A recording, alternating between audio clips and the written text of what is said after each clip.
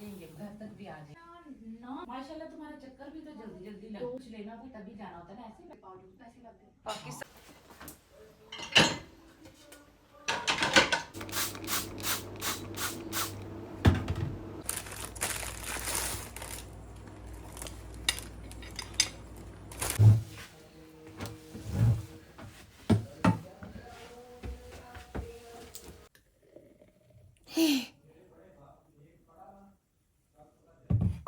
तहसीन जो उम्रा करके आता है, अल्लाह ताला के घर से होके आता है, उसके 40 दिन दुआ कबूल होती रहती है ना। तो तुम अभी दुआ करो कि जितने भी बे औलाद लोग हैं।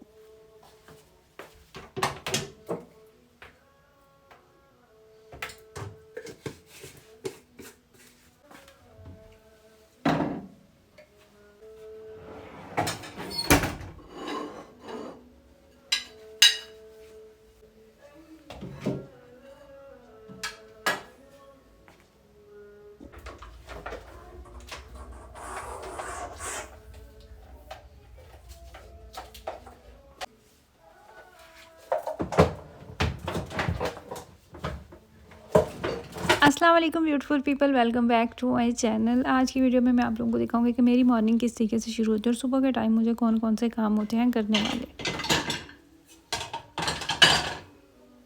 डिश वॉशर नॉर्मली मैं रात को सोने से पहले चलाती हूँ। दिन भर के जितने भी बर्तन होते हैं, नाश्ते से लेकर डिनर तक, वो सारे मैं साथ साथ डिश वॉशर में डालती जाती हूँ।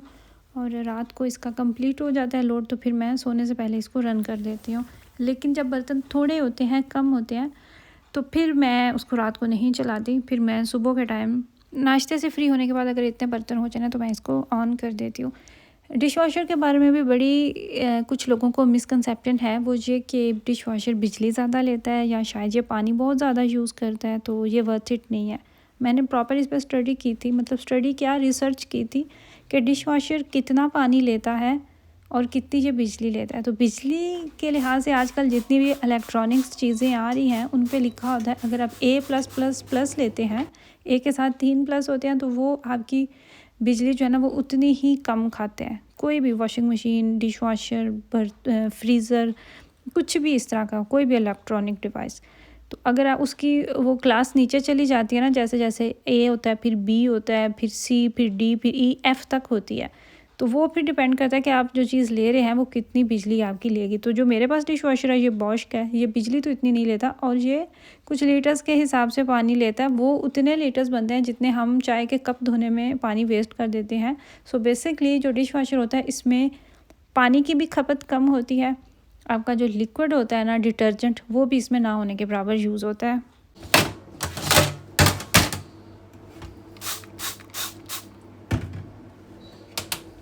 कुछ चीज़ें ऐसी होती हैं हमारे किचन में जो हम ख़रीद तो लेते हैं लेकिन हमें उनका फ़ायदा नहीं होता, और कुछ चीज़ें ऐसी होती हैं जिन्हें हम ख़रीद तो लेते हैं लेकिन हर दफ़ा के इस्तेमाल में हम ख़ुद को दुआएं देते हैं और ख़ुद को अप्रिशिएट करते हैं कि शुक्र है हमने ये चीज़ ले ली।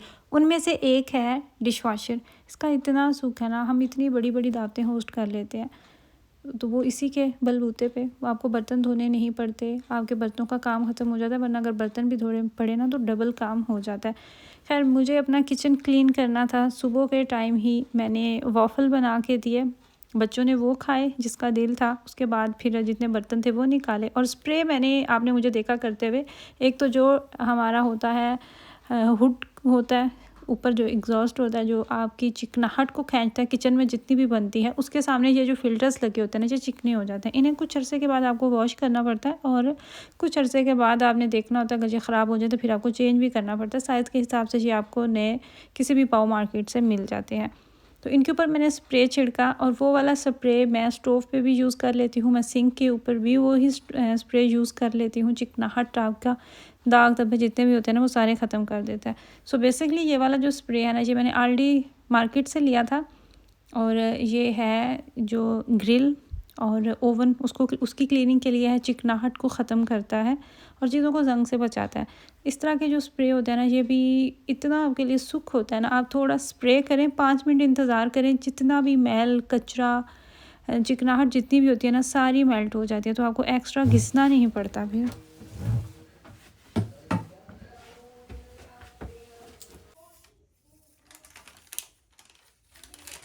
बच्चों को नाश्ता वगैरह देने के बाद किचन को मैंने अच्छे से क्लीन किया और इसके बाद मैं थोड़ी देर के लिए रेस्ट करने चली गई। कपड़े वगैरह मैंने चेंज किए, फ्रेश मैं होके आई और अभी मैं बना रही हूँ अपने लिए और अपने हस्बैंड के लिए नाश्ता।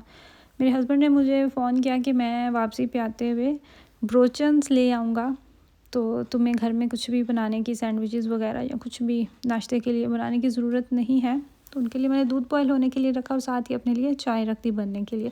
अच्छा, ब्रोचन जो पाकिस्तान और इंडिया से, यानी कि जो जर्मनी से बाहर मेरी वीडियो देख रहे हैं, ऑफकोर्स उन्हें तो नहीं पता होगा ब्रोचन क्या होती है। ब्रेड जो होती है, फ्रेश ब्रेड जो होती है, उसको कट करके उसके अंदर फिलिंग की होती है, किसी के अंदर अंडे की फिलिंग होती है, सैलड होता है, किसी में सिर्फ सैलड होता है, चीज़ होती है, कुछ में सैलड होता है और उसके साथ चिकन होता है। तो इस तरह की जो चीज़ें होती हैं ना, इस तरह की जो ब्रेड्स होती हैं उसको डॉयच में ब्रोचन कहा जाता है, जो छोटी होती हैं साइज़ में।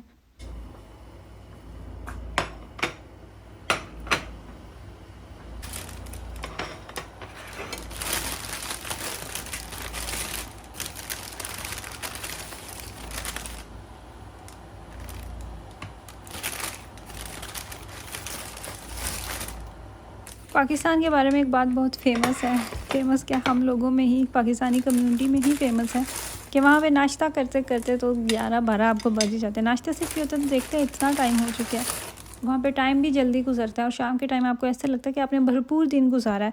यहाँ पे भी यही हिसाब है। मेरे माशाल्लाह से अब बच्चे बड़े हो चुके हैं तो सबको अलग अलग उनकी पसंद का नाश्ता देते हुए, या सेम भी हो तो 10 तो 11 बज ही जाते हैं वीकेंड पे।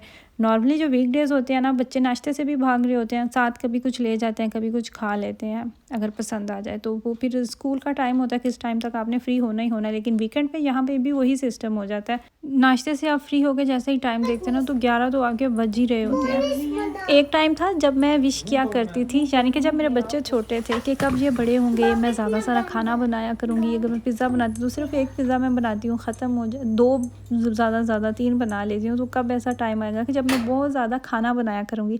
और माशाल्लाह से अल्हम्दुलिल्लाह अब वो टाइम आ चुका है।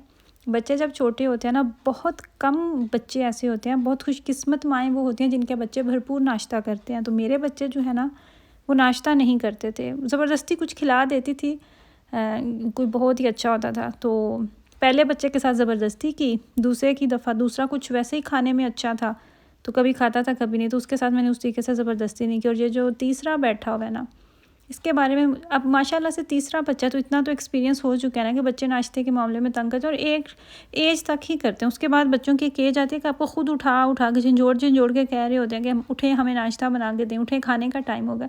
तो माशाल्लाह से मेरे दोनों जो बड़े बच्चे हैं ना, वो अब उसी एज के हिस्से में है। मैंने उनके लिए कुछ ना कुछ इस तरह की चीज़ें ला के रखी होती हैं कि अगर मैं नहीं भी पास हूँ ना तो वो आसानी से ख़ुद बना सकें। इस तरह की सेफ़ चीज़ें जैसे एयर फ्रायर है, तो उसमें कुछ ऐसी चीज़ें होती हैं जो बना के वो आसानी से बना सकें, उसमें डाल के तो बेक कर लेते हैं ख़ुद से ही। इससे 2 चीज़ें कि एक तो बच्चा अपना काम खुद कर लेता है, ज़िम्मेदारी का एहसास होता है, और दूसरा ये कि एमरजेंसी में इन केस अगर माँ नहीं है पास, आपकी तबीयत ख़राब है या ऐसा कुछ भी है, तो बच्चों में इतना होना चाहिए कि वो अपना काम खुद कर सकें। खैर, नाश्ते से फ़ारिग होने के बाद अभी मैंने बच्चों के लिए बनाया मिल्क शेक। ज़ावियार ने मिल्क शेक पीना था और कितने अरसे के बाद आज इसने फरमाइश की कि इसने खुद कहा कि मिल्क शेक बनाओ, तो फिर मैंने फ़ौरन से, मैंने देर नहीं लगाई, अपनी चाय ख़त्म की और मिल्क शेक बना के दिया। अच्छा, उसके बाद उसको जब ये छोटू था ना गर्मियों में, तो मैं बना के तो इसको देती थी कि ये बड़े भाई का है मिल्क शेक, उसको थमा के आओ, ये छोटे का है उसको दे के आओ। तो तब से उसको आदत पड़ी हुई है और बहुत खुशी जाता है जब भाइयों को देता है। वो फिर आगे से अप्रिशिएट करते हैं, थैंक यू ज़ावियार लेके आया, तो वो बहुत खुश होता है, खुशी उनको देने जाता है। तो अभी भी सेम चीज़ हुई कि मैं बाद में अपना लूँगा, मुझे भाइयों का दे, मैं वो उनको दे के आऊँ। ये ले जा, पापा को बोले इसको चार्जिंग पे लगाए। मेरी दोस्त उम्रा करके आई है माशाल्लाह से, तो आज उसकी तरफ भी जाना था। आज उसके घर में हमारा नाश्ता था, उम्रे की सेलिब्रेशंस हमारी चल रही हैं माशाल्लाह से। अल्लाह ताला हम सबको अपने घर में बुलाएं। माशाल्लाह तुम्हारा चक्कर भी तो जल्दी लग गया 2-3 बार बस। तो जब कुछ लेना हो तभी जाना होता है ना, ऐसे पैसे लग गए। पाकिस्तान शहर जाओ, ऐसे लगता है जेब। यहाँ पे हमारी डीप कन्वर्सेशन चल रही थी कि पाकिस्तान की कितनी महंगाई हो चुकी है। वो टॉपिक काबिले गौर था, तो हम उसी के बारे में बात कर रहे थे। हमारी रिसेंटली एक फ्रेंड पाकिस्तान से होके भी आई हैं, वो हमें बता रही थी कि कितनी महंगाई हो चुकी है। होके आता है उसके 40 दिन दुआ कबूल होती रहती है ना। तो तुम अभी दुआ करो कि जितने भी औलाद लोग हैं जो मेरी वीडियो देख रहे हैं, अल्लाह ताला सबको औलाद अल्लाह दे। पाक उन सबको औलाद नरीना से नवाजे, आमीन, सेहत सुम्मा। तंदुरुस्ती वाली और ईमान की जिंदगी दे उनको आमीन, इंशाअल्लाह सुम्मा ताला। आमीन। अभी हमारी जो प्यारी सी फ्रेंड है वो केक कट बिस्मिल्लाहिर्रहमानिर्रहीम। उम्रा मुबारक तहसीन। अल्हम्दुलिल्लाह अल्हम्दुलिल्लाह अल्हम्दुलिल्लाह अल्हम्दुलिल्लाह। अल्लाह पाक हमें बार बार बुला। हमने एक साथ लंच किया और बहुत अच्छा और बहुत प्यारा टाइम स्पेंड किया और अपनी दोस्त के उम्रा करने की खुशी में केक कट किया और दोबारा से उसको मुबारकबाद दी उसके उम्रा करने पे। आई होप कि आपको वीडियो अच्छी लगी हो। अपनी फैमिली का ख्याल रखिएगा, मुझे और मेरी फैमिली को भी दुआओं में ज़रूर याद रखिएगा। इंशाल्लाह ताला बात होगी आपके साथ नेक्स्ट वीडियो में। तब तक के लिए अल्लाह हाफिज़। खुदा की शफात नसीब फरमाना और आखिरत के लिए बचा के रखना। हाँ, और अब जो है ना हमें रियाकारी से बचाना, दिखावे से बचाना, आमीन। और हमें अपने बच्चों की अच्छी तरबियत करने वाला बनाना। मतलब दुनिया के लिए अब हमें कुछ नहीं चाहिए। हम अगर रसूल खुदा की यहाँ इतनी दूर से मुशक्कत के करके जियारत करके आए हैं तो अल्लाह पाक जन्नत में भी हमें रियल में जियारत कर। आमीन सुम्मा आमीन।